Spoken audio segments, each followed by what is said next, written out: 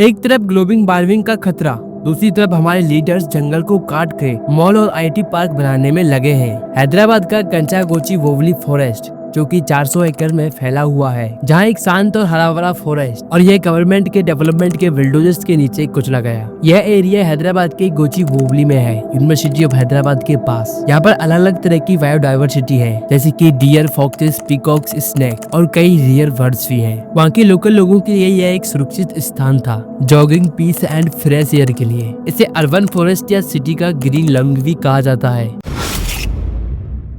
Telangana government ने इस land को आईटी पार्क और बिजनेस जोन बनाने का प्लान बनाया।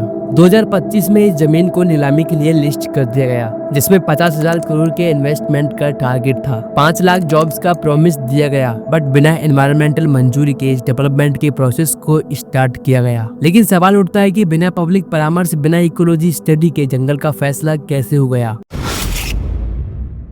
जब गवर्नमेंट के बिल्डोजर जंगल को डिस्ट्रॉय करने लगे तो यूनिवर्सिटी ऑफ हैदराबाद के स्टूडेंट्स ने प्रोटेस्ट शुरू कर दिया। एनवायरमेंट कार्यकर्ताओं ने बोला कि डेवलपमेंट का मतलब यह नहीं है कि आप जंगल का सफाया कर दो। सोशल मीडिया पर ट्रेंड चलाया गया सेव कांचा फॉरेस्ट और सुप्रीम कोर्ट में याचिका दायर की गई। एक स्टूडेंट ने कहा कि यह केवल जंगल नहीं है, हमारी शान है, अगर ये गया तो हम भी गए। लेकिन किसी को कहीं पर जाने की जरूरत नहीं थी। 3 अप्रैल 2025 को सुप्रीम कोर्ट ने तेलंगाना गवर्नमेंट को कंस्ट्रक्शन और ट्री कटिंग तुरंत रोकने का ऑर्डर दिया। कोर्ट ने कहा कि बिना एनवायरमेंटल इम्पैक्ट आकलन के कोई भी डेवलपमेंट प्रोजेक्ट नहीं चल सकता, और यह जजमेंट एनवायरमेंट के फेवर में था। इस फॉरेस्ट में रहने वाले एनिमल्स का हैबिटेट डिस्ट्रॉय हो रहा था। वाइल्ड लाइफ एक्सपर्ट ने बताया कि फॉक्सेस और बर्ड्स ने अपने एरियाज को छोड़ना शुरू कर दिया। पेड़ों के कटने से कार्बन अब्जॉर्प्शन कम हो गया, पॉल्यूशन बढ़ गया and temperature increase, local biodiversity का कोलैप्स हो सकता था। एक फॉरेस्ट ऑफिसर ने बोला, हर ट्री एक सोल्जर है जो पॉल्यूशन से लड़ता है, इन्हें हटाना मतलब अपना शील्ड तोड़ देना।